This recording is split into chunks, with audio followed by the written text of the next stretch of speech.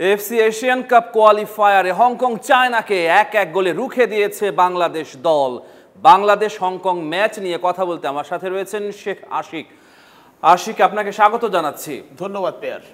Ashiq, Hong Kong চায়নার মাঠে খেলা, স্টেডিয়ামে 50,000 সমর্থক ছিল হংকংয়ের এবং বাংলাদেশ পিছিয়ে পড়েও শেষ পর্যন্ত ম্যাচটা 1-1 গোলে ড্র নিয়ে মাঠ ছেড়েছে এবং আমার মতে এটা বাংলাদেশের ফুটবলের জন্য এই মুহূর্তে বড় একটা অর্জন খারাপ বলার সুযোগ নেই, তবে একটা মেসেজ আসলে এই মুহূর্তে দর্শকদের দিয়ে রাখা উচিত। সেটা হচ্ছে এই ড্রয়ের মাধ্যমে মূলত Bangladesh officially FC Asian cup থেকে ছিটকে গেল, অর্থাৎ এশিয়ান কাপে কোয়ালিফাই করার আর কোনো সুযোগ সম্ভাবনা বাংলাদেশের নেই। কিন্তু আপনি যদি দেখেন যে শেষ 3 ম্যাচের 3টা জিততে হতো এবং জেতার পর এরপরে হচ্ছে অন্য দলগুলোর জয় পরাজয়ের দিকে আমাদের তাকিয়ে থাকতে হতো, যেটা আসলে ভাগ্যের উপর অনেক বেশি ডিপেন্ড করে। তো যেহেতু আমরা শুরুর দিকে জিততে পারিনি, ভারতের বিপক্ষে জিততে পারিনি, হংকং এর বিপক্ষে ঘরের মাঠে হেরেছি, কিংবা হচ্ছে সিঙ্গাপুরের সাথে হেরেছি, তো লাস্ট 3 ম্যাচে 3টা জেতা আসলে খুব টাফ। তো সেখান থেকে ড্র করাটা আমি খারাপ চোখে দেখি না, এবং শেষ দিকে বাংলাদেশ যে ফুটবলটা খেলেছে ডমিনেট করেই খেলেছে, এবং হংকং চাপে ছিল যে কোনো মুহূর্তে গোল খাবে এবং খেয়ে গেল, এবং হংকং আরও চাপে ছিল যে কোনো মুহূর্তে আরও একটা গোলও হয়ে যেতে পারতো যদি আমরা কিছু সুযোগ না মিস করতাম, এই ম্যাচে জিতেও ফিরতে পারতাম আমরা। আজকের ম্যাচে বেটার টিম কে ছিল? বাংলাদেশ আমি দেখেছি 57% বল পজিশন তাদের দখলে ছিল এবং হংকংয়ের দখলে ছিল 43%। আপনি কোন দলকে আজকের ম্যাচে এগিয়ে রাখবেন? আজকের ম্যাচে আমি এগিয়ে পিছিয়ে আসলে বিষয়টা কি, কারা কোন স্ট্র্যাটেজিতে খেলছে এইটা হচ্ছে মূল বিষয়। দেখেন যে চ্যাম্পিয়ন্স লিগের যে ম্যাচে হচ্ছে রুদিগারের গোলে রিয়াল মাদ্রিদ জিতেছিল ম্যান সিটির বিপক্ষে, ওই ম্যাচে কিন্তু অনেকটা এই ধরনের ফুটবল খেলেছিল রিয়াল মাদ্রিদ। একদম সবাই মিলে 11 জন মিলে হচ্ছে রক্ষণ আটকে রাখা এবং সুযোগ যদি পাও গোলটা দিয়ে দাও। তো তারা আসলে পেনাল্টি থেকে যে গোলটা পেয়েছে এবং ওই গোল পাওয়ার আগ পর্যন্ত আসলে বাংলাদেশ অত ভালো খেলেনি, তারা একটু ডাবল লেয়ারের ডিফেন্স নিয়ে খেলছিল হংকং, এবং বাংলাদেশ মূলত হচ্ছে চাপ সৃষ্টি করেছে যখন হচ্ছে সেকেন্ড হাফে যখন পরিবর্তনগুলো আনে বাংলাদেশ, তখন মূলত বাংলাদেশ চাপ সৃষ্টি করতে পারে এবং ওই প্রেসারটা ক্রিয়েট করতে পারে। ইভেন সাদউদ্দিনের একটা ভালো সুযোগ ছিল গোল করার, ফাহামিদুলের একটা ভালো সুযোগ ছিল গোল করার সাদের দেয়া ক্রস থেকে। তো এইখান থেকে যে কোনো একটা সুযোগ, বিশেষ করে ফাহামিদুল যদি শুধুমাত্র বলে টাচ করতে পারতেন এনি পা অথবা শরীরের যে কোনো অংশ, তাহলে গোলটা হয়ে যেত এবং ওইটা হলে তো আমরা ম্যাচ জিতে ফিরতাম। তো আজকের ম্যাচে হংকংকে আমার দেখে মনে হয়েছে কিছুটা চাপে ছিল এবং বাংলাদেশ শুরুর দিকে বা মাঝামাঝি সময় পর্যন্ত আসলে চাপ সৃষ্টি করতে না পারলেও সেকেন্ড হাফের বেটার খেলেছে বাংলাদেশ। আশিক, আপনার কাছে কি মনে হয়েছে যে হংকং চায়না তাদের স্ট্র্যাটেজি ছিল বাংলাদেশের যে স্বাভাবিক খেলাটা, অর্থাৎ ঢাকার মাঠে যে খেলাটা তারা খেলেছে সেই খেলাটা খেলতে না দেয়, অর্থাৎ কিছুটা স্লো তারা ছিল হংকং আজকের ম্যাচে? হংকং আজকের ম্যাচে স্লো ছিল, তারা ম্যাচ স্লো করেছে, বিশেষ করে একটা গোল দেওয়ার পর তারা ম্যাচ আরও বেশি স্লো করেছে। তো ঢাকার ম্যাচের কথা বলছেন, আমি একটু ভুল ভাঙাতে চাই। ঢাকার ম্যাচেও যে বাংলাদেশ আসলে যখন অ্যাটাকিং ফুটবলটা খেলেছে আসলে নিজেদের দিক থেকেই খেলেছে। বাংলাদেশের পায়ে যখন বল ছিল তখন তো উচিত ছিল আরও বেশি আক্রমণের চেষ্টা করা কিংবা আক্রমণ করা। বাংলাদেশের ওই মুহূর্তে বল পায়ে ছিল কিন্তু আক্রমণ শক্তিশালী ছিল না। কাবরেরা যে ট্যাকটিসটা সাজিয়েছিলেন ওই ট্যাকটিসে আসলে বল আমার দখলে, কিন্তু ওই বল দখলে রেখে আমি যে একের পর এক চান্স ক্রিয়েট করবো ওইটা আমি আসলে দেখিনি। আশিক, আজকের ম্যাচে আমরা দেখেছি যে হাভিয়ের কাবরেরা তিনি একাদশে 3টা পরিবর্তন এনেছেন। সমিত সোম ছিলেন শুরু থেকে, জায়ান আহমেদ ছিলেন এবং তপু বর্মন ছিলেন শুরু থেকে। তো এই পরিবর্তনগুলোকে আপনি কিভাবে দেখছেন? পরিবর্তনগুলো দেখেন আসলে দরকার ছিল। শুরুতেই আমরা যদি সমিত সোমের কাছে যাই, সমিত সোম আসলে প্রথম ম্যাচে তো বেঞ্চে ছিলেন মূলত তার জেট ল্যাগের কারণে, তিনি তো টায়ার্ড ছিলেন, ভ্রমণ ক্লান্তির কারণে আসলে সমিত সোমকে প্রথম ম্যাচে শুরুর একাদশে আমরা শুনেছি যে হাভিয়ের কাবরেরা বলছেন যে তিনি নাকি ফিট নেই, এরকম কথাও বলেছেন। ফিটের কথা বলছিলেন, কিন্তু সমিত সোমের সঙ্গে আমার বিমানবন্দরে কথা হয়েছিল বাংলাদেশে আসার পর, তখন সমিত বলেছিল যে আমার যে ইনজুরি সমস্যা আছে এখন পুরোপুরি ঠিকঠাক, কোনো সমস্যা নেই। এবং ক্যাভালরির স্টার্টিং 11-এও ছিলেন, স্টার্টিং 11-এ ছিলেন, ম্যাচ খেলেছেন এবং তিনি ইনজুরির কোনো সমস্যা ছিল না। কিন্তু তাহলে হঠাৎ করে কাবরেরা কোথা থেকে এই তথ্যটা হাজির করলো? কাবরেরার মূলত দুইটা সন্দেহ ছিল, যেহেতু লম্বা জার্নি করে এসেছে। সেটা ঠিক আছে। নাম্বার 2, কাবরেরা একটা কথা বলছিলেন যে সেটা হচ্ছে আমরা তো আসলে অনেক স্ট্র্যাটেজিতে প্র্যাকটিস করেছি, ক্লোজ ডোর অনুশীলন হয়েছে, বিভিন্ন বিষয়ে আলোচনা হয়েছে, কিভাবে কে কার বিপক্ষে খেলবে, কে কার সাথে কানেকশন তৈরি করবে, এগুলো নিয়ে অনেক প্র্যাকটিস হয়েছে। যেহেতু সমিত ওই প্র্যাকটিস সেশনগুলোতে ছিল না, তাই সুমিত আসলে তার প্র্যাকটিস গুলো বুঝতে পারবে কিনা কিংবা হচ্ছে ওই প্র্যাকটিস বুঝে অন্যদের সাথে কানেকশন তৈরি করতে পারবে এই না, এটাও ধারণাটা তার একটা বসানোর একটা কারণ ছিল। কাবরেরার কেন হলো এই ধারণাটা যে তিনি তার ট্যাকটিক্সটা বুঝতে পারবেন না? কিন্তু আমরা তো জানি যে তিনি যে মানের খেলোয়াড়, সেই মানের খেলোয়াড় তো বাংলাদেশে নেই। সাউথ এশিয়াতে আসলে সুমিত কোয়ালিটির প্লেয়ার তার পজিশনে কম আছে। আপনি ভারতীয়রাও বলছিল, আপনি বলছিলেন গতকালকে যে হচ্ছে তাদেরকে যদি তোমরা না খেলো আমাদের টিমে দিয়ে দাও, মানে মজা করেই বলেছে যদিও, কিন্তু বাস্তবতা আসলে এটাই তো। সুমিত কোয়ালিটির প্লেয়ার তার পজিশনে সাউথ এশিয়াতে কয়জন আছেন? তো সেই ক্ষেত্রে আসলে কাবরেরার যে একটা প্ল্যান ছিল যে সে প্ল্যান যেমনই হোক আমার প্ল্যানটা সে বুঝতে পারবে কিনা, হচ্ছে অন্যদের সাথে কানেকশন হবে কিনা, যে প্র্যাকটিস গুলো করেছি সেইগুলো তো সে ছিল না, এই জন্য হয়তো বা এইসব চিন্তা ভাবনা করে। তাহলে কি কোচের উচিত ছিল না যে আগে থেকেই তার সাথে যোগাযোগটা রাখা? হ্যাঁ, কাবরেরা এটা করতে পারতো যে প্রথম ম্যাচে আমরা যে আসলে আমাদের প্ল্যান এই, এটা আমরা খেলবো। আসলে সুমিত কিংবা হচ্ছে জায়ানরা নামার পরে তো ম্যাচের আসলে মোড় ঘরে প্রথম ম্যাচে, তো হয়তোবা কাবরেরা মানে সুমিতের আসতে দেরি হবে তার ক্লাবের ম্যাচের কারণে, তো সেখানে হয়তোবা আমরা, সে দেশে নাই কিন্তু তার সাথে কিন্তু প্রতিনিয়ত আলাপটা হতে পারতো যে আমরা এই প্র্যাকটিস গুলো করছি, আমাদের স্ট্র্যাটেজি এটা হবে, ওই পজিশনে থাকবে, ওই পজিশনে থাকবে, তুমি ওর কাছে এইভাবে বল দিবা, এই ধরনের আলোচনা করতে পারতো। হয়তোবা কাবরেরা করেনি, যে কারণে সে রিস্ক নেয়নি। তাহলে আপনি বলতে চাচ্ছেন যে সমিত ফিট না, এ কথা বলে আমি সমিতকে স্টার্টিং 11-এ খেলাবো না, এটা হতে পারে না, যেটা আমরা ঢাকার মাঠে একদমই দেখেছি। সুযোগ নাই। আমি যদি সমিত যদি 60% বা 70% ফিট থাকে, সেটাও তো অন্য যে কারো চেয়ে ভালো। এবং সমিত নামার পরে কেমন খেলেছিল ম্যাচে, সেটা দর্শকরা দেখেছে, আমরা দেখেছি, সবাই দেখেছে। তো সমিতকে নিয়ে আসলে বলার অপেক্ষা রাখে না। আশিক জায়ানকে নিয়ে বেশ বড় ধরনের আগ্রহ তৈরি হয়েছিল, তো আজকের ম্যাচে তাকে কেমন দেখলেন? জায়ান আসলে আজকের ম্যাচেও ভালো ছিল, কিন্তু আজকে আসলে ওই সময় জায়ান যে টাইমে ছিল ওই সময় পুরো টিমই তো আসলে উঠছিল না ওইভাবে। মানে কাবরেরা হচ্ছে দলকে একটু ফ্রিজ করে রেখেছিলেন কিংবা হচ্ছে নিচের দিকে বল পজিশনের দিকে ফোকাস রাখছিলেন, কিন্তু জায়ানের মতোই ছিল। হয়তোবা প্রথম ম্যাচের মতো ওই ঝলকগুলো দেখিনি, কারণ ওই ম্যাচে হচ্ছে জায়ান যখন নামে তখন বাংলাদেশ অলরেডি 3-1 গোলে পিছিয়ে আছে এবং তখন আসলে বাংলাদেশকে গোল করতেই হবে, ফাইট ব্যাক করতেই হবে। আসলে কাবরেরার মাথায়ও তখন ওইটা ছিল যে গোল করতে হবে। তো আজকের সিচুয়েশনটা হচ্ছে ভিন্ন, বাংলাদেশ 1 গোলে পিছিয়ে আছে, কিংবা হচ্ছে জায়ান যখন শুরু থেকে ছিল তখন তো আসলে গোল 0-0, তো বাংলাদেশ একটু সেফ খেলছিল, যে কারণে আসলে তাকে হয়তো ওইভাবে উঠতেও দেওয়া হয়নি। আপনার কাছে কি মনে হচ্ছে যে কাবরেরা আসলে এই ম্যাচটা ড্র করার জন্য খেলেছে, এমন কোন সময় কি মনে হয়েছে? আমার কাছে শুরুর দিকে মনে হয়েছিল, কিংবা হচ্ছে 1 গোল দেওয়ার পরে মনে হয়েছে যে বাংলাদেশ কিছুটা সেফ খেলছে এবং একটা ভয় নিশ্চয়ই আছে, যেহেতু প্রথম ম্যাচে বাংলাদেশ 3-3 করার পর মাত্র কয়েক সেকেন্ডের ব্যবধানে গোলটা খেয়ে ম্যাচ হেরে যায়, ওই ভয়টাও নিশ্চয়ই বাংলাদেশের মধ্যে ছিল, যে কারণে একটু সেফ গেম খেলেছে বাংলাদেশ। বাংলাদেশের মনে বেশি ভয় ছিল নাকি কাবরেরার মনে বেশি ভয় ছিল, যেহেতু তার চাকরি বাঁচানোর কথা আমরা আলোচনা করছিলাম আগের এপিসোডগুলোতে? কাবরেরার মনে অবশ্যই ভয় থাকবে, কারণ আমি গতকালও বলছি, আজও বলছি, গ্যারান্টি দিয়ে দিচ্ছি, এই জায়গা থেকে কাবরেরা যখন চাকরিচ্যুত হবেন তখন তাকে আপাতত কোনো দল নিবে না, কেউ নিবে না। তার যে পারফরমেন্স সাম্প্রতিক কিংবা হচ্ছে ওভারঅল তার যে পারফরমেন্স এবং তার যে প্রোফাইল, এই বিচারে তার জন্য বাংলাদেশের কোচ হওয়া ছিল ভাগ্যের ব্যাপার, কিংবা যখন কোচ হয়েছিলেন তখন হয়তো বা ঠিক ছিল।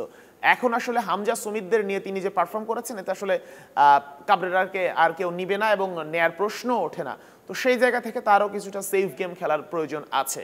আশিক, কেপ ভার্দে বংশোদ্ভূত প্লেয়ারদের নিয়ে ফুটবল বিশ্বকাপে কোয়ালিফাই করেছে এবং একেবারে অখ্যাত একটা দেশ কেপ ভার্দে, মাত্র 5 লাখ জনসংখ্যার দেশ। তারা তাদের বংশোদ্ভূত যে ফুটবলার রয়েছে তাদেরকে বেশ ভালোভাবে কাজে লাগিয়ে ওয়ার্ল্ড কাপে কোয়ালিফাই করেছে। সে জায়গায় যদি আমি বলি বাংলাদেশ ফুটবল ফেডারেশন, তারা আসলে কি করছে? তাদের হাতে হামজা চৌধুরী, সমিত সোমের মতো মেগা স্টার রয়েছে, কিন্তু হাভিয়ের কাবরেরার উপর যে দায়িত্বটা দেয়া হয়েছে, তিনি আসলে কতটুকু কি দায়িত্ব পালন করতে পারছে সেটা আপনার কাছে জানতে চাচ্ছি। কাবরেরার কথা বলছেন, দাঁড়িয়ে আছেন ডাগ আউটে। কাবরেরা আসলে বাংলাদেশের কি দায়িত্ব পালন করেছেন, কতটুকু করতে পেরেছেন কিংবা কি করেছেন, এটা আসলে যদি আমি নাও বলি বাংলাদেশের দর্শকরা সেটা জানে, দেখেছে। হয়তোবা আজকের একটা ড্র দিয়ে আসলে পার পেয়ে যাওয়ার সুযোগ নেই। যে টিমে হামজা চৌধুরী আছে, সমিত সোম আছে, সে টিম হংকংয়ের সাথে ড্র করা আমি অবাক হওয়ার তো উপায় নেই। আসলে হামজার মতো কোয়ালিটির প্লেয়ার কিংবা সমিতের মতো প্লেয়ার কি তাদের টিমে আছে? নেই। সেই জায়গা থেকে আসলে হামজা সমিতদের নিয়ে যদি ড্র করতে হয়, এবং সবকিছু তো আসলে হামজা চৌধুরী করেন, আমরা দেখি যে on the field of the field সব তো হামজা চৌধুরী করেন। তো সেইখানে আসলে বাংলাদেশ আসলে বংশোদ্ভূত প্লেয়ারদের নিয়ে কি করতে পারছে? এই যে হংকংয়ের কোচ, সেও কিন্তু বংশোদ্ভূত প্লেয়ার নিয়ে খেলাচ্ছে।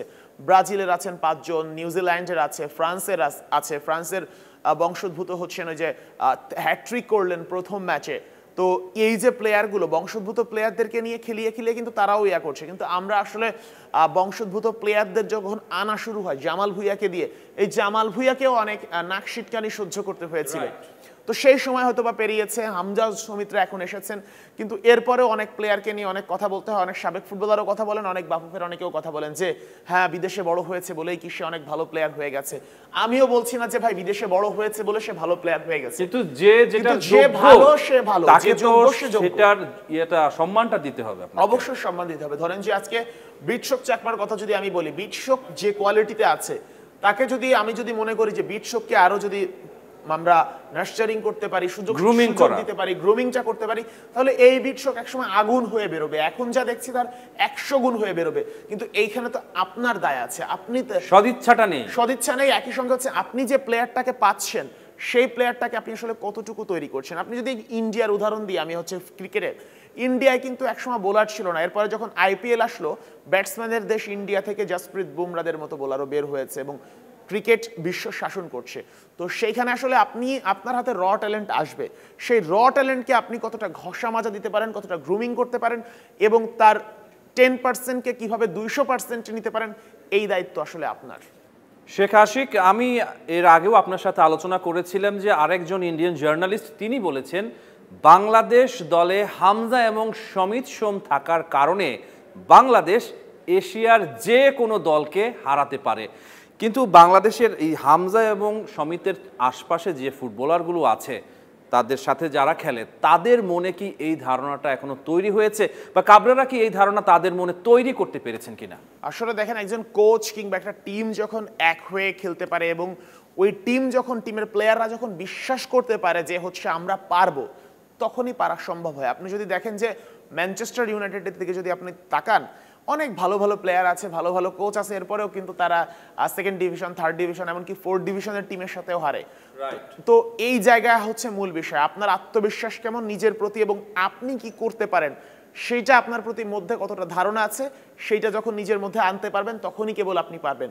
ফার্স্টে আপনাকে বিশ্বাস করতে হবে যে পারি, ফার্স্টে আপনাকে বিশ্বাস করতে হবে যে আমি এশিয়ান কাপে কোয়ালিফাই করতে পারবো, আমি ওয়ার্ল্ড কাপে কোয়ালিফাই করার যোগ্য এবং আমি করে দেখাবো। আমার হাতে এত ভালো ভালো অস্ত্র আছে, সেই অস্ত্রগুলোর সঠিক ব্যবহার আমি করব।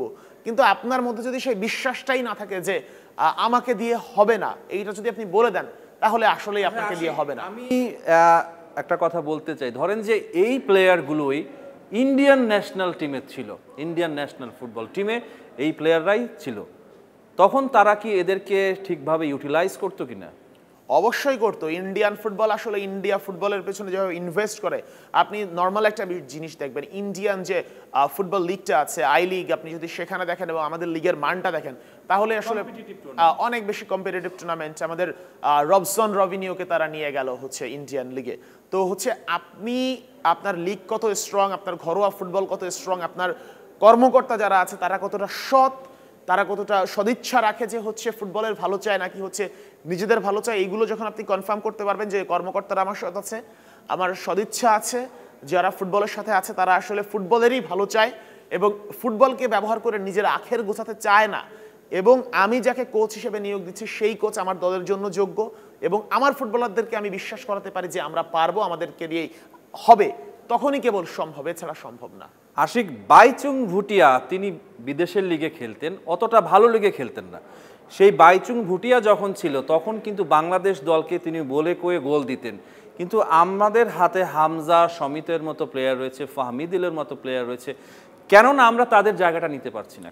আরে নর্মাল একটা বিষয় দেখেন যে হামজা চৌধুরী মূলত হচ্ছে স্পিডি, অনেক বক্স টু বক্স টাইপের খেলতে পারেন, কারণ সে একই সাথে রাইট ব্যাকেও খেলে থাকেন। রাইট ব্যাকে যদি কেউ খেলে, অফেন্সিভ রাইট ব্যাক বা অফেন্সিভ ফুল ব্যাক পজিশনে কেউ যখন খেলে তাকে কিন্তু একদম দৌড়ে অপোনেন্টের অ্যাটাক পর্যন্ত যেতে হয়, গিয়ে ক্রস করতে হয়, আবার ডিফেন্সে নামতে হয় আর আক্রমণ ঠেকানোর জন্য। তো হামজা চৌধুরীর মধ্যে একজন স্পিডি ধরেন ফুটবলার আছে, তো আপনি হামজাকে বলে দিলেন তোমার কাজ হচ্ছে সেন্টার ব্যাকে গিয়ে দাঁড়ায় থাকো, কি সর্বোচ্চ ডিফেন্সিভ মিডের পজিশনের উপরে তুমি উঠতেই পারবে না।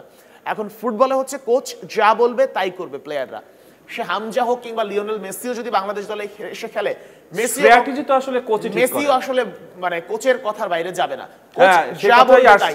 এখন আমি মেসিকে কিভাবে ব্যবহার করব সেই ব্রেইন আমার মাথায় আছে কিনা বা কাবরেরার মাথার মধ্যে আছে কিনা, সেইটা হচ্ছে সবচেয়ে বড়। 2010 এর মেসিকেও দেখেছি, 2014 এর মেসিকেও দেখেছি, 2022 এর মেসিকেও দেখেছি। তো 2010 কিংবা 14 সময় মেসি তাও ভালো ছিল। 10 কিংবা 10 এর সময় মেসিকে ম্যারাডোনার সময়টা, ম্যারাডোনা যখন কোচ ছিলেন তখন বলা হতো যে মেসি হচ্ছে আর্জেন্টিনাতে পারে না, শুধুমাত্র বার্সেলোনায় পারে, কারণ তার মেসি হচ্ছে জাভি ইনিয়েস্তাকে ছাড়া পারে না। তো জাভি ইনিয়েস্তা সবাইকে ছাড়া কিন্তু মেসি ওয়ার্ল্ড কাপ জিতিয়েও দেখিয়েছে। এবং একই সঙ্গে এটাই তো আসলে একজন কোচের দক্ষতা, যে আপনার বেস্ট প্লেয়ারকে কিভাবে সাহায্য করা যায়, এটা তো আপনাকে নিশ্চিত করতে হবে। হ্যাঁ, মেসিকে আসলে কিভাবে ব্যবহার করে কোচ, আমি যদি একটু ধারণা নিই। মেসি হচ্ছে কখনো অপোনেন্টকে প্রেস করে না। তো মেসি হচ্ছে প্রথমে যখন মাঠে নামে সে অপোনেন্টকে রিড করে যে কেউ কোন দিকে যাচ্ছে, কে কোন দিকে যাচ্ছে, এগুলো মেসি মাঠের মধ্যে হাঁটে, অনেক সময় হাঁটে মেসি। এখন কোচ এমন একজন প্লেয়ারকে রাখবে যে মেসি যে বলগুলো লুজ করবে ওই বলগুলো উইন করার জন্য থাকে হচ্ছে রদ্রিগো ডি পল, একদম মেসির নিচে থাকে। তো এইভাবে তো আসলে আপনার ট্যাকটিক্স সাজাতে হবে যে আমার যার যেটা স্ট্রং এবং তার কোনটা উইক পয়েন্ট, সেই উইক পয়েন্টটা আমি অন্য কাকে দিয়ে ব্যাকআপ দিব, এটা তো আমাকে রাখতেই হবে। এইভাবেই তো আসলে গেম প্ল্যান সাজানো হবে। একজনের যার যেটা স্ট্রং পয়েন্ট, ওই স্ট্রং পয়েন্টের আমি সর্বোচ্চ ব্যবহারটা করব এবং যার যেটা উইক পয়েন্ট সেটা অন্যজনের স্ট্রং পয়েন্ট দিয়ে আমি ঢেকে দিব। এটাই তো আসলে কোচের কাজ। আশিক, সেক্ষেত্রে আমি যদি বলি হামজা এবং সমিতকে ঘিরে বাংলাদেশের ফুটবলে কোর প্লেয়ার কি তৈরি হয়েছে কিনা? এখন পর্যন্ত আমি দেখি না তৈরি হয়েছে। দেখেন যে সমিত সোম যে বলগুলো দেয় এই বলগুলোই আসলে বোঝে না হচ্ছে যারা ফরওয়ার্ড থাকে তারা, কিংবা হামজা চৌধুরী গিয়ে আজকের ম্যাচেও একটা ট্যাকল করেছিল, আমরা ভাবছিলাম যে কোনোভাবে গোল হয়ে যাচ্ছে হয়তো রাইট সাইড দিয়ে, কিন্তু শেষ পর্যন্ত কিন্তু হামজা চৌধুরী লাফিয়ে উঠে অসাধারণ ট্যাকল করে বুকের কাছ থেকে বলটা ফিরিয়ে, যেটা আমাদের বাংলাদেশের যারা লোকাল প্লেয়ার আছে তাদের জন্য অকল্পনীয়। এইগুলো ধরেন যে সাদউদ্দিন যদি ওই জায়গাতে থাকতো গোল হয়ে যেত, এবং সাদউদ্দিন বলতো তো এটা আমার আয়ত্তের বাইরে, যেটা সে সিঙ্গাপুর ম্যাচে বলেছিল যেটা আমার আয়ত্তের বাইরে, অথচ সেই সাদ কিন্তু আমাদের মানে ঘরের ম্যাচে 2টা গোল খাইয়েছে এই হংকং এর সাথে। আশিক, আমরা একটু এশিয়ান কাপ কোয়ালিফায়ারে বাংলাদেশ যে গ্রুপে রয়েছে সেই গ্রুপের পয়েন্ট টেবিলটা দেখে নিতে চাই, একটু দেখতে চাই। তাহলে আপনি সি গ্রুপে আছে বাংলাদেশ সি গ্রুপে রয়েছে। হংকং 4 ম্যাচে 8 পয়েন্ট নিয়ে শীর্ষে অবস্থান করছে। সিঙ্গাপুরের পয়েন্টও কিন্তু 8, 4 ম্যাচ থেকে 8 পয়েন্ট। বাংলাদেশ 4 ম্যাচ থেকে 2 পয়েন্ট নিয়ে 3-এ আছে, এবং ইন্ডিয়া আছে 4 ম্যাচ থেকে 2 পয়েন্ট নিয়ে তলানিতে পৌঁছে গেছে। এখন একটা বিষয় হচ্ছে গোল ডিফারেন্স কিন্তু সমান সমান। বাংলাদেশ আছে ভারতের উপরে শুধুমাত্র নামের কারণে, কারণ হচ্ছে বাংলাদেশ অ্যালফাবেটের ক্রোনোলজিতে বি দিয়ে শুরু আর ইন্ডিয়া হচ্ছে আই দিয়ে শুরু, যে কারণে হচ্ছে বাংলাদেশ শুধুমাত্র পয়েন্ট টেবিলের 3-এ, এছাড়া আর কোনো কারণ নেই। তো এসব নিয়ে আসলে আমাদের খুশি হওয়ারও কিছু নেই যে আমরা পয়েন্ট টেবিলের 3-এ আছি কিংবা ওরা 4-এ আছে। কোয়ালিফাই করতে হলে আমাকে টপে থাকতে হবে, এবং টপে থাকতে গেলে অন্তত 8 পয়েন্ট আমার থাকার দরকার ছিল, যেটা বাংলাদেশের জন্য এখন সম্ভব না। যেখানে বাংলাদেশের পয়েন্ট হচ্ছে মাত্র 2। তো এই জায়গা থেকে আসলে আমার উঠে আসার কোনো সুযোগ নেই। তো এই পয়েন্ট টেবিল নিয়ে আসলে কথা বলাটাও আসলে, কিংবা হচ্ছে বাংলাদেশ যে পারফরমেন্স 3 ম্যাচ খেলে বা 4 ম্যাচ খেলে মাত্র 2 পয়েন্ট, এটা আসলে এখান থেকে আসলে ফিরে আসার কোনো সুযোগ বাংলাদেশের নেই। 4 ম্যাচে 2 পয়েন্ট যত একটা দলের হয় তখন আসলে কিছুই করার থাকে না। আশিক, বাংলাদেশের পয়েন্ট হচ্ছে 4 ম্যাচ থেকে 2 পয়েন্ট, কিন্তু বাংলাদেশ যে ফুটবলটা উপহার দিয়েছে, বাংলাদেশের আমার কাছে অন্তত মনে হচ্ছে যে 4 ম্যাচ থেকে বাংলাদেশের অন্তত 6 পয়েন্ট সংগ্রহ করা উচিত ছিল। আপনি কি বলেন? আমি একটু ব্যাখ্যা দিই আপনাকে, সেটা হচ্ছে একই সঙ্গে দর্শকদেরও বলি, সেটা হচ্ছে বাংলাদেশ আসলে কোন কোন ম্যাচে পয়েন্ট লুজ করেছে। প্রথমেই হচ্ছে ভারত ম্যাচ, অর্থাৎ শিলংয়ে যে ম্যাচটা ছিল হামজা চৌধুরীর অভিষেক ম্যাচ, ওই ম্যাচে বাংলাদেশের উচিত ছিল 3টা পয়েন্টই পাওয়া, একদম 3 পয়েন্ট পাওয়া। অসংখ্য চান্স ক্রিয়েট হয়েছে, গোলকিপার ছিল না, শুধুমাত্র বাংলাদেশের হচ্ছে যে ফরওয়ার্ড লাইনে ছিল, আমার ঠিক নামটা এই মুহূর্তে মনে পড়ছে না কে ছিল। তারপরে হচ্ছে বাংলাদেশ ওই ম্যাচে ওপেন নেট ছিল, একদম ওপেন নেট, কিন্তু সেটা হচ্ছে ভারতীয় একজন ডিফেন্ডারের পায়ে মারে, যেখানে কোনো গোলরক্ষকও ছিল না। ওই ম্যাচে পুরো 3 পয়েন্ট মিস। হামজাকে বিট করে ভারতের কেউ ঢুকতেই পারে নাই। অর্থাৎ যদি আমরা ওখানে 3 পয়েন্ট পেলে এখন 2 5 হয়ে যেত, কিন্তু এইখানে আমাদের একটা পয়েন্ট আছে। আমরা যে 4 হতো, আমরা যে একটা পয়েন্ট লুজ করেছি হচ্ছে হংকং চায়নার বিপক্ষে আমাদের হোম ম্যাচে, এই পয়েন্ট আমাদের পিওর লুজ, এবং একই সঙ্গে সিঙ্গাপুর ম্যাচে আমরা একটা পয়েন্ট লুজ করেছি। সিঙ্গাপুরের ম্যাচটা আমাদের ড্র করা উচিত ছিল হোমে। তো আমরা আসলে ভারত থেকে 3 পয়েন্ট লস। ওই দুই ম্যাচের একটা অন্তত যদি বাংলাদেশ জিততে পারতো আমি অন্তত অবাক হতাম না। বাংলাদেশ যে মানের ফুটবলটা খেলেছে আসলে অবাক হওয়ার কিছু না। এরপরে যদি আমি অঙ্কের হিসেবে যাই, বাংলাদেশ ভারত থেকে মিস করেছে 3 পয়েন্ট, সিঙ্গাপুর থেকে 3 পয়েন্ট, ভারত থেকে মিস করেছে বাংলাদেশ 3 পয়েন্ট, সিঙ্গাপুর থেকে 1 পয়েন্ট, হংকং থেকে 1 পয়েন্ট, অর্থাৎ 3 আর 2 5 পয়েন্ট মিস করেছে বাংলাদেশ এখন পর্যন্ত। তো সেই হচ্ছে হিসেব। তো 5 পয়েন্ট যদি এই 5 পয়েন্ট যদি মিস না হতো, বাংলাদেশ আজকে ভালো অবস্থানে থাকতো এশিয়ান কাপে। সেই দায়টা আসলে আপনি কাকে দেবেন? দায়টা অবশ্যই আমি দেব বাংলাদেশ ফুটবল ফেডারেশনকে, কারণ তারা হাভিয়ের কাবরেরাকে এখনো কেন কোচের জায়গায় রেখেছে। আমি বলছি আমি যদি ফুটবল ফেডারেশনের কেউ হতাম কিংবা হচ্ছে কর্তা ব্যক্তি হতাম, ওই ক্ষমতাবান, আমি হয়তোবা সিদ্ধান্ত নিতাম যে হাভিয়ের কাবরেরাকে এই হংকং থেকে আর বাংলাদেশে ফেরাবো না, হংকংয়ে বসেই তাকে স্যাক করব। বাংলাদেশে গিয়ে আমি ভারত ম্যাচের আগে নতুন কোচ আনবো, যে কোচ আসলে অন্তত ভারতকে হারিয়ে আমাদের দর্শকদের যে আগ্রহটা ফুটবলের, অন্তত সেই জায়গাটা সেই আগ্রহটা বাঁচিয়ে রাখবে। কারণ আমি বিশ্বাস করি ভারতকে হারাতে পারলে আমাদের যেমন আনন্দ লাগে, ভক্তদেরও আনন্দটা লাগে এবং প্লেয়ারদেরও আনন্দ লাগে। তো ভারতকে হারানো এখানে আসলে বড় ব্যাপার এখন এই মুহূর্তে মনে করি না। যেমন শিলংয়ে বাংলাদেশ যে ওপেন নেট মিস করেছে, ওই মিস করলে বাংলাদেশ গোল করতে পারতো এবং ভারতীয়রাও অবাক হয়েছিল যে বাংলাদেশ আসলে এই ম্যাচে কিভাবে না জিতে থাকবে। বাংলাদেশ ভারত 18 নভেম্বর মুখোমুখি হবে, সেই ম্যাচ নিয়ে আলোচনায় ফিরছি। তার আগে বাংলাদেশ হংকং ম্যাচ নিয়ে শেষ প্রশ্নটা আপনার কাছে আমি করতে চাই। আজকের ম্যাচে আপনার man of the match K? Man of the match আসলে ফুটবলে গোলের হিসেবে দেওয়ার মানে সবসময় সম্ভব হয় না, কারণ আপনি গোল করলেন বলেই তো ম্যান অফ দ্য ম্যাচ হবেন না। আপনার রেটিং পয়েন্ট দেখতে হবে, হচ্ছে কে ভালো করেছে। এই ক্ষেত্রে হামজা চৌধুরীর একাধিক ভালো সেভ ছিল, আক্রমণে ওঠার সুযোগ ছিল, হামজা চৌধুরী ভালো ছিল, সমিত সোমা ভালো ছিল, রাকিব যেহেতু গোল করেছে রাকিবও এগিয়ে যায়। তো একজনকে আমি আসলে বাছাই করা টাফ হচ্ছে আমার জন্য আজকের ম্যাচে, কারণ আজকের ম্যাচে ওই তিনজনকে আমি রাখতে চাই। এবং হয়তোবা ফাহিম অল্প সময়ও কিন্তু ভালো খেলেছে, ফাহিমের দুর্দান্ত ক্রস ছিল, সেই ক্রস থেকে ফাহমিদুলের হেড থেকে রাকিবের গোল। 18 নভেম্বর বাংলাদেশ এবং ইন্ডিয়ার ম্যাচ। অ্যাওয়ে ম্যাচে আমরা দেখেছি বাংলাদেশ বেটার ফুটবল খেলেও ইন্ডিয়ার সাথে ড্র নিয়ে ফিরে এসেছিল। সামনে যে ম্যাচটা আসছে সেই ম্যাচে আপনার প্রত্যাশা কি থাকবে? কিন্তু এই ম্যাচটা সিলেটেও হতে পারে। আমি সিলেটবাসীকে একটা মেসেজ দিয়ে রাখতেছি, এই জন্য যে হচ্ছে সিলেটের যারা আছে, হামজা চৌধুরী সিলেটের, সমিত সোম সিলেটের, সাদউদ্দিনও সিলেটেরই। তো সিলেটের যারা আছেন, সিলেটের যারা তাদের জন্য বড় ধরনের উৎসব, তারা হচ্ছে দাবি জানিয়ে যাচ্ছে যে আমরা হামজা চৌধুরীর খেলা এখন আমরা ঘরের মাঠে বসে দেখিনি, সমিতের খেলা এখন আমরা ঘরের মাঠে বসে দেখিনি, আমাদের ভারত ম্যাচটা সিলেটে দিতে হবে, তারা কিন্তু দাবি জানিয়ে যাচ্ছে। এবং এই জন্য আসলে আলোচনা হচ্ছে যে এই ম্যাচটা যাতে সিলেটে দেয়া যায় কিনা আলোচনা হচ্ছে। তো সিলেটে যদি দেয়া হয়, হামজা সমিতের জন্য দর্শকরা আসলে উদ্গ্রীব হয়ে যাবে, সাদউদ্দিনকেও সাপোর্ট দিতে অনেকে যাবে, যেহেতু সাদ কিংবা তাজের বাড়িও সিলেট। তো সেই জায়গায় আরো অনেক ফুটবলার আছে, বাংলাদেশের সিলেট থেকে অনেক ফুটবলার এসেছে, আর হামজা সমিতরা তো আছেনই। তো সিলেটে ম্যাচ হলে অন্য ব্যাপার, ঢাকায় ম্যাচ হলে অন্য ব্যাপার। দিন শেষে হচ্ছে যে ম্যাচটা হবে সেটা আসলে জ্যাম প্যাক থাকবে এবং ইন্ডিয়া অবশ্যই চাপে থাকবে। তাদের হোম ম্যাচে যে পরিমাণ চাপে ছিল, আর হামজা সমিত সোম কিন্তু এই ম্যাচে ছিলেন না, এই ম্যাচে সমিত সোমও খেলবেন। তো সব মিলে আসলে আমি নিঃসন্দেহে বলে দিতে পারি ভারতকে ওই ম্যাচে বাংলাদেশ অন্তত 2 থেকে 3টা গোল দেবে এবং সেই ম্যাচ বাংলাদেশ জিতবে। যদি হাভিয়ার কাবরেরা কোচ থাকেন তখন অবশ্য ভিন্ন কিছু হলেও হতে পারে।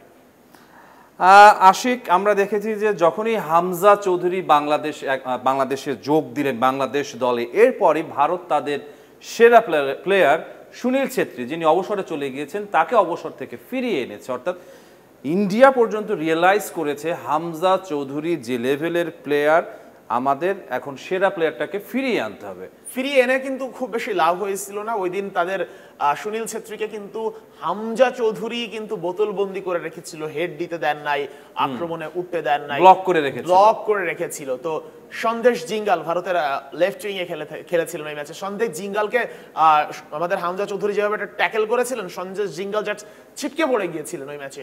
তো এই মানে এবং সবাই মনে করতেছিল যে এইবার মনে হয় হামজা কার্ড খাবে, কিন্তু হামজা ইউরোপিয়ান ধাঁচ থেকে সে আসলে জানে যে কিভাবে ট্যাকেল করলে প্লেয়ারদের উড়ায় দিয়ে হচ্ছে আমার নিজে ফেয়ার থাকা যায়, এগুলো তো হামজা জানা আছে। তো সেই জায়গা থেকে আসলে হামজা ফেয়ার ছিলেন এবং হামজা মূলত বোতলবন্দি করে রেখেছিলেন সন্দেশ জিঙ্গালকে এবং হচ্ছে সুনীল ছেত্রীকে। তো সেই জায়গা থেকে আসলে সুনীল ছেত্রী হোক আর যেই হোক, হামজার সাথে আসলে হামজাকে ট্যাকল করে কিংবা হামজাকে ক্রস করে গোল দিতে, এটা আসলে সে ম্যাচেও পারেনি, এ ম্যাচেও পারবে না। আশিক, আপনার কাছে আমার শেষ প্রশ্ন, বাফুফে কাবরেরার কাছে দায়িত্ব দিয়েছেন বাংলাদেশ দলকে কোচিং করানোর জন্য, তার হাতে যথেষ্ট ভালো ওয়েপন রয়েছে, কিন্তু আমি জানি না তিনি নিজে রিয়েলাইজ করতে পারেন কিনা যে তার হাতে এতটা ভালো ওয়েপন রয়েছে, কিন্তু তিনি সেগুলো ব্যবহার করছেন না বা ব্যবহার করার প্রক্রিয়াটা জানেন না। তো আপনি কি চাইবেন যে বাংলাদেশ ইন্ডিয়া ম্যাচে হাভিয়ার কাবরেরাকে ডাগ আউটে দেখার সম্ভাবনা কতটুকু, বা আপনি কি চান নাকি যে তিনি ডাগ আউটে থাকুক? আমার কাছে এখন মনে হচ্ছে যে কাবরেরা ভারত ম্যাচেও ডাগ আউটেই থাকবেন, কিন্তু আমি দায়িত্বপ্রাপ্ত কেউ হলে বাফুফের কাবরেরাকে আসলে রাখতাম না। এখন আমি আপনাকে একটা গল্প শোনাই, সেটা হচ্ছে জাতীয় দলের একজন ফুটবলার, আমি নামটা বলবো না আপনাকে, তার বাসায় ছিলাম আমি। তো বাসায় গিয়ে তাকে আসলে জিজ্ঞেস করলাম যে কাবরেরা যে কোচ তোমাদের, তার সাথে আমার মানে তুমি সম্পর্ক, তো কাবরেরা যে তোমাদের কোচ, এখন কি আসে টিমে নাকি? হ্যাঁ, সে টিমে আছে। তো কাবরেরা তোমাদের কোচ, কাবরেরা আসলে কেমন, মানে সে তো রেজাল্ট নাই, তো তাকে দিয়ে আসলে কি লাভ কোচ রেখে? সে বলছে যে না, উনি অনেক চেষ্টা করেন। আমি বলছি দেখো, সে অনেক চেষ্টা করে, আমি মানলাম চেষ্টা করে, কিন্তু ধরো যে আমি এখন অনেক চেষ্টা করলাম যে আমি তোমার সাথে জাতীয় দলের টিমমেট হতে চাই, আমি বাংলাদেশ জাতীয় দলে খেলতে চাই, আমি আমার জীবন যৌবন দিয়ে দিলেও কি আমার পক্ষে সম্ভব বাংলাদেশ জাতীয় দলে খেলার? সে বলতেছে না। কাবরেরার ব্যাপারটাও তো তাই, সে হয়তো বা অনেক চেষ্টা করতেছে, কিন্তু তার সামর্থ্যের বাইরে, এগুলো তো তার সামর্থ্যের বাইরে, মানে যে কেউ তো চাইলে সবকিছু করতে পারবে না। এখন আমার তো কোয়ালিটি থাকা লাগবে, আমার তো মাথার মধ্যে ব্রেনটা থাকা লাগবে যে আমি কাকে কিভাবে ইউজ করব। কাবরেরার মাথার মধ্যে তো এটা নাই, যে কারণ হচ্ছে কাবরেরা হয়তো বা তার জীবন যৌবন উজাড় করে দিচ্ছে, কিন্তু তাতে তো লাভ নাই। আপনার কোয়ালিটি যতটুকু, আপনার ক্ষমতা যতটুকু, এর বাইরে তো আপনি যেতে পারবেন না, এবং সে জায়গায় আসলে আমরা আটকে আছি। আশিক, আপনাকে অসংখ্য ধন্যবাদ। এফসি এশিয়ান কাপ কোয়ালিফায়ারে হংকং চায়নাকে 1-1 গোলে রুখে দিয়েছে বাংলাদেশ দল। এশিয়ান কাপ কোয়ালিফায়ারে বাংলাদেশের পরবর্তী ম্যাচ 18 নভেম্বর ইন্ডিয়ার বিপক্ষে। Rahman pair, star news.